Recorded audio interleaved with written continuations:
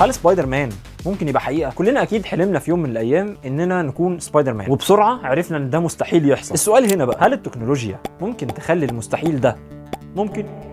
فاول حاجه الخيوط. العناكب بتنتج خيط اقوى من الفولاذ بالنسبه للوزن، لدرجه ان خيط عنكبوت بسمك قلم رصاص ممكن يشيل عربيه صغيره. وعشان الانسان يقدر يستخدمه زي سبايدر مان فهو محتاج كميات كبيره، وده اللي ممكن نعوضه بالصناعه. والخيط بيخرج من ايد سبايدر مان كانه طلقه طالعه من مسدس، وده محتاج جهاز اطلاق صاروخي ويكون بيتحمل قوه الشد المفاجئ. واحده من اقوى قدرات سبايدر مان هي رد الفعل والاحساس بالخطر، لان زمن رد فعل الانسان العادي هو 2 من 10 ثانيه. وعشان كده العلماء طوروا حساسات تخلي عند الانسان القدره دي فعلا، بيركبوها حوالين جسم الانسان تنبهه بالاهتزاز لما خطر يقرب. لكن في مشكله واحده اساسيه واقفه قدام ان احنا نشوف سبايدر مان على الحقيقه. لو عايز تعرفها اعمل فولو واتفرج على الفيديو اللي جاي. انا سعيد ودي اوتيب.